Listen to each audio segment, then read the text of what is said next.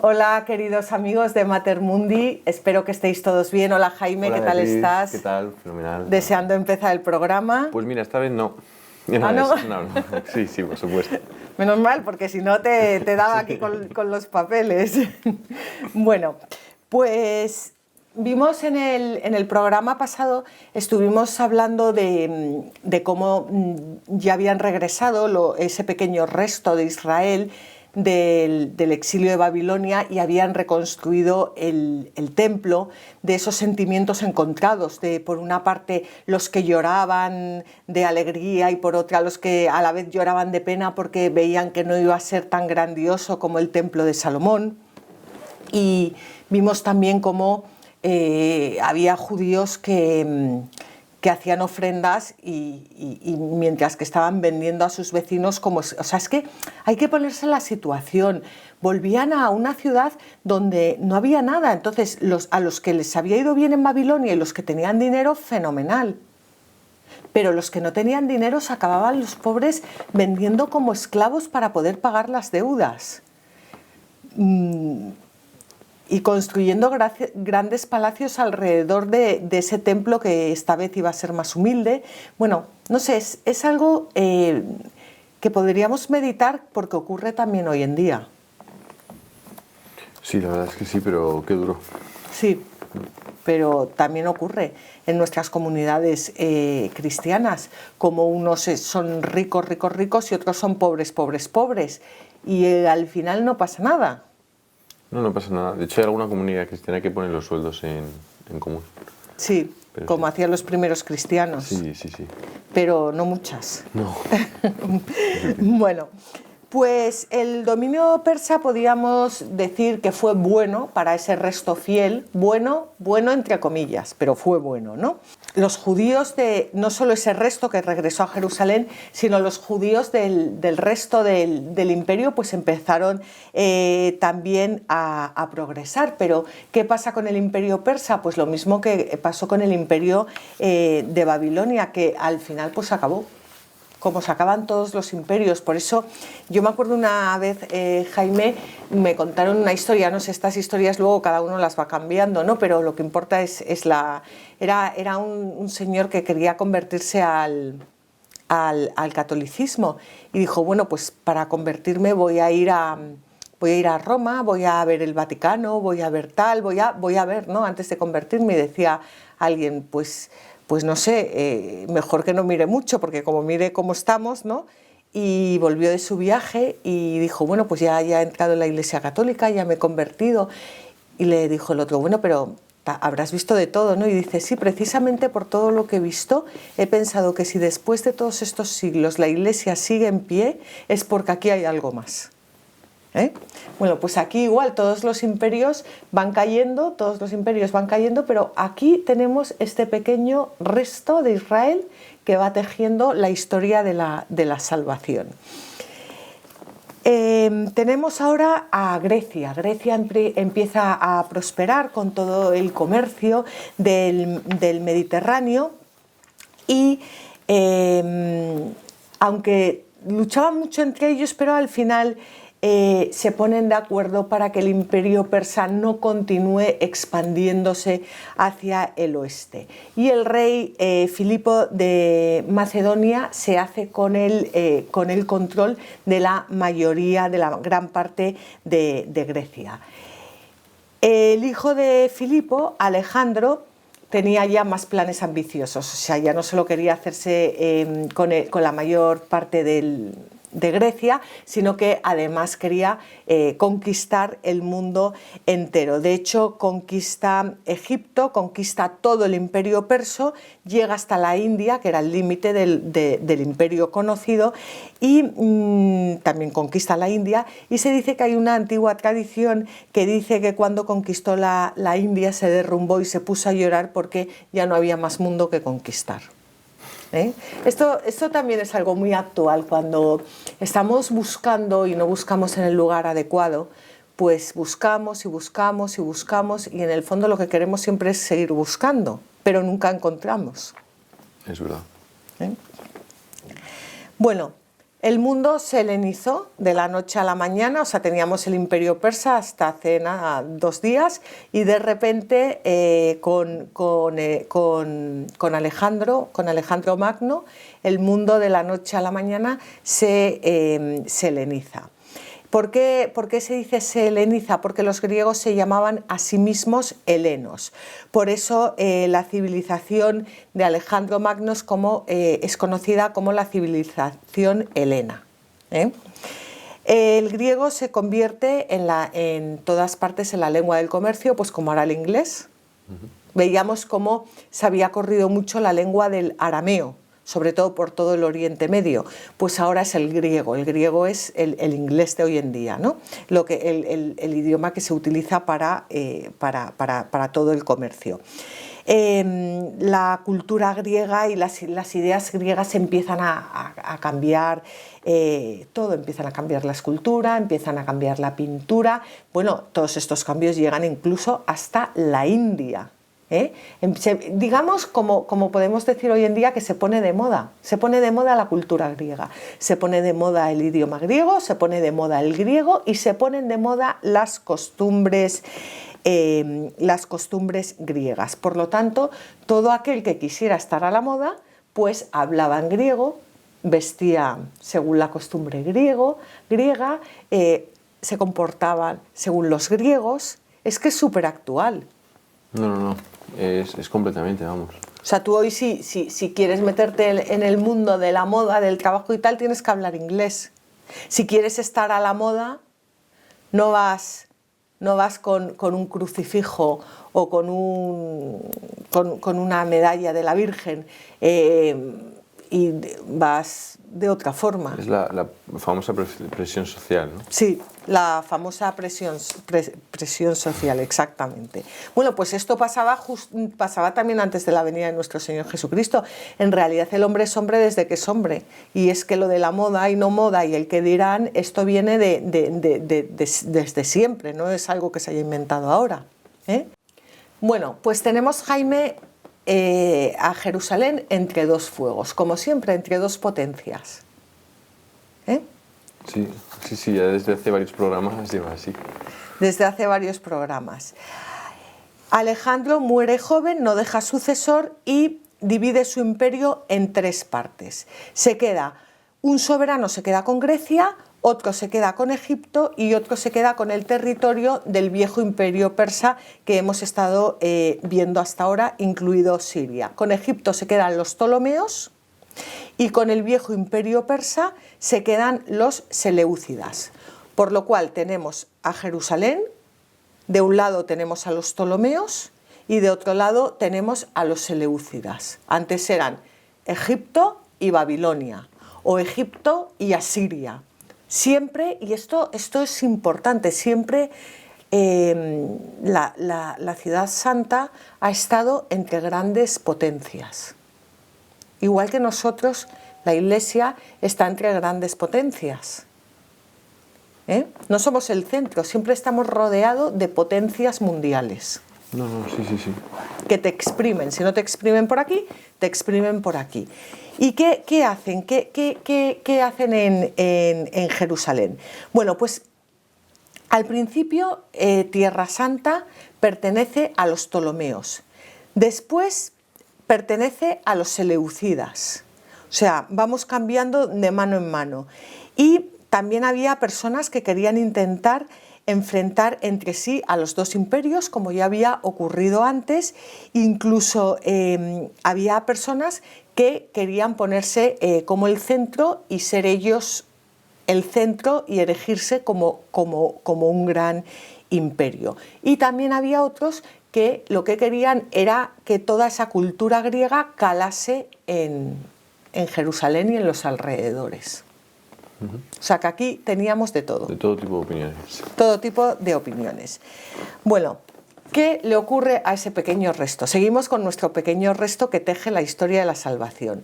Pues tú imagínate a ese pequeño resto que seguían luchando, porque es una lucha mantenerse fiel a Dios. O sea, no podían ir a los gimnasios, no podían ir a muchos sitios. ahí a exhibirse desnudos, seguían circuncidándose. Es que era una lucha. Bueno, pues tú imagínate para ese resto que te pasaba el judío de turno con el sombrerito griego. Pues hasta aquí se iban defendiendo, más o menos, ¿no? Podían seguir, este resto podía seguir adorando al rey verdadero, pero llega un rey que es Antíoco IV, que era un rey seleucida, que es como la peste, o sea, era lo peor de lo peor. Y aquí ya sí que empieza la verdadera pesadilla para los judíos. Antíoco IV se hacía llamar a sí mismo Antíoco IV Epífanes. Epífanes viene del griego, de Epifanía, que significa Dios se manifiesta, porque es que él pensaba que era Dios, claro. Y sus súbditos le llamaban Antíoco IV Epimanes, que en griego significa fuera de su mente, o sea, que estaba loco. O sea, debía de estar loco, pero además porque hay locos que son buenos, pero hay locos que son crueles. Este era cruel. Este, ya te digo, era lo peor. Bueno, pues la mayor ambición de Antíoco IV era que todo su dominio, todo su imperio fuera totalmente griego. Quería imponer la cultura griega ante todo, quería imponer la religión griega, quería todo lo griego. Y aquí, ya, como ya he dicho antes, empieza la pesadilla de los judíos, que hasta ahora, bueno, pues más o menos pues habían. Quería la globalización, lo que nosotros entendemos hoy por la globalización, o sea, borrar todas las costumbres locales, borrar a todos los dioses locales del mapa, borrar todas las tradiciones e imponer la cultura griega, la globalización, lo que nos están haciendo a nosotros ahora, que es exactamente lo que quieren hacer, una sola religión. Por supuesto, no la de Jesucristo, eso faltaría más.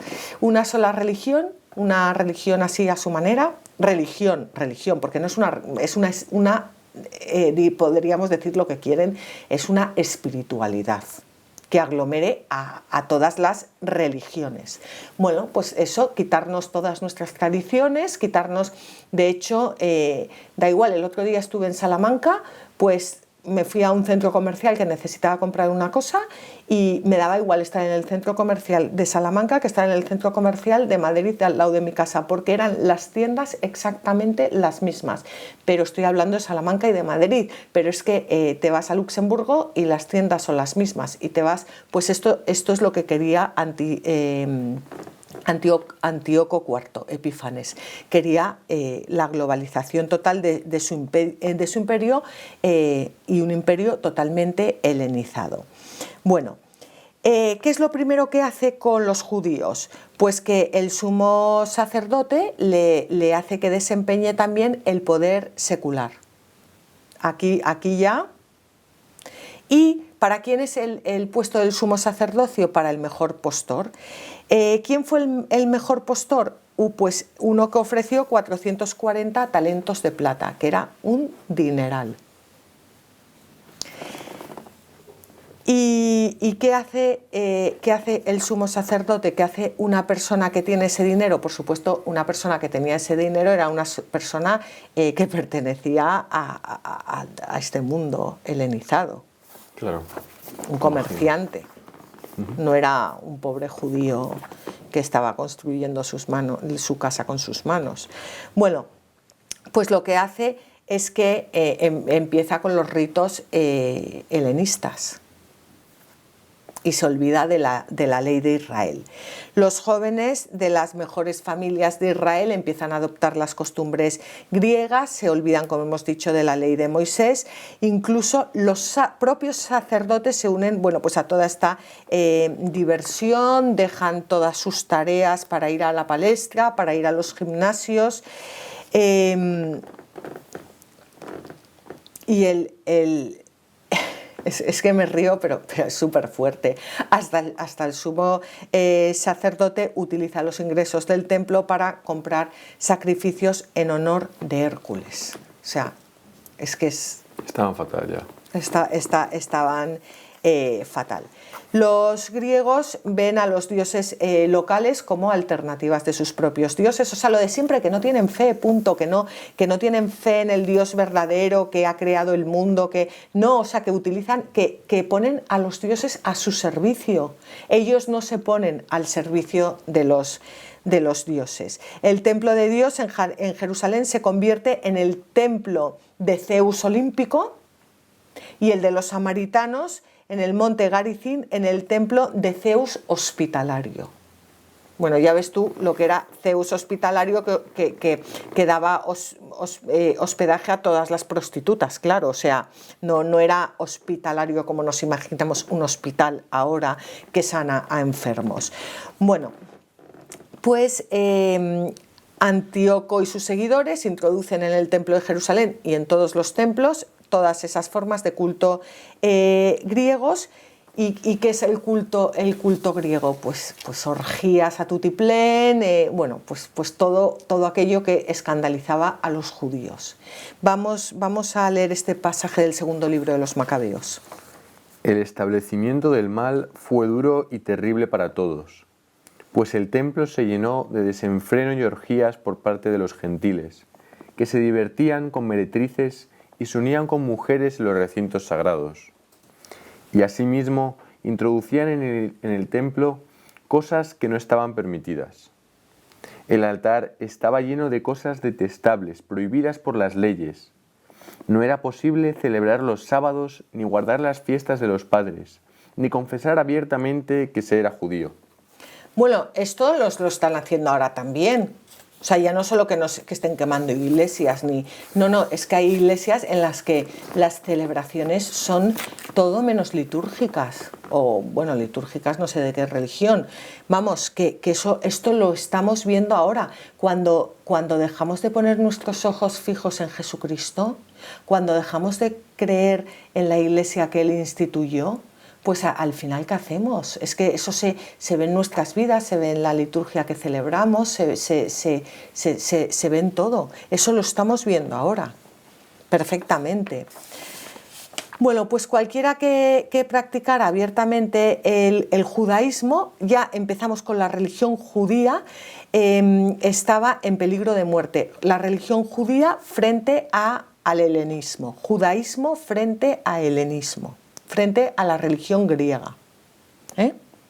Aquí ya empezamos a hablar del judaísmo, ya no como el pueblo de los judíos, sino como la religión, como una religión a la que podía, o veremos que van a poder pertenecer, o podían pertenecer ya no solo los judíos de sangre, sino las personas que practicaban el judaísmo. Los judíos empezaban a estar perseguidos a muerte porque no podían pegarse esos banquetes, no podían comer alimentos impuros, no podían comer carne de cerdo, no podían adorar a los ídolos. Y muchas personas del pueblo de Israel desafiaron a Antíoco IV Epífanes y fueron asesinados. Las madres que circuncidaban a sus hijos eran asesinadas junto a sus hijos, y algunos murieron por rechazar comer alimentos impuros. Vamos a leer el catecismo.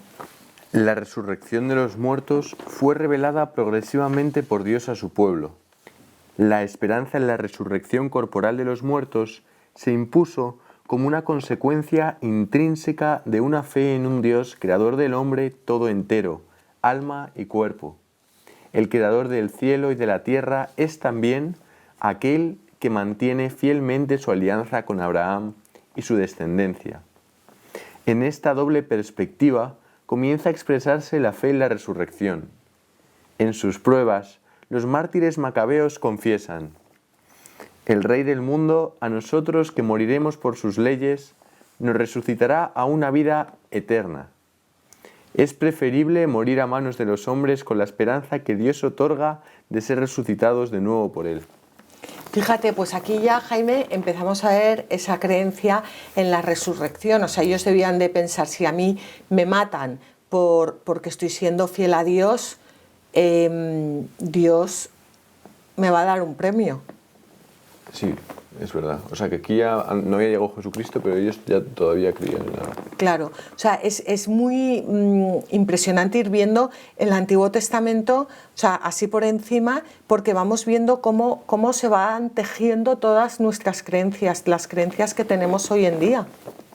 Desde luego. Que no vienen porque de repente llegara, o sea, viene Jesucristo que es judío, cómo va llevando todo esto a su plenitud, cómo nos va enseñando. Claro, todo este resto de Israel que había estado desterrado en Babilonia también había rezado mucho, había llorado mucho, se había humillado mucho y empezaba a conocer también mucho a ese Dios que la acompañaba en todo momento y que le sostenía en los momentos difíciles y veía que tenía que haber algo después. No se podía acabar ahí. Bueno, pues así estamos con este Antíoco IV Epífanes, que debía ser un hermanito de la... Bueno, que no debía ser precisamente un hermanito de la caridad, persiguiendo a los judíos fieles. Tenemos ya el martirio también a lo largo de todo el Antiguo Testamento y también tenemos el martirio a lo largo del Nuevo Testamento y en nuestros días, porque hoy en día ya nos persiguen cuando hablamos de nuestra fe. Se puede hablar de todo menos de nuestra fe. Hay cosas que la gente, que las personas no aceptan y te cortan la cabeza. Y si no te cortan la cabeza todavía ya veremos, pero te cortan muchas cosas. O sea, es cada vez más complicado y esto ha sido así a lo largo de toda la historia, que no es una cosa nueva. O sea, que aquí vemos ya los principios de cómo se asienta especialmente la sociedad con el Imperio Romano. Con el Imperio Romano. Bueno, pues vamos, si te parece, a dejar aquí el programa y ya dentro de 15 días hablaremos de esa revuelta de los macabeos. Muchísimas gracias a todos por habernos acompañado durante este rato con la palabra de Dios.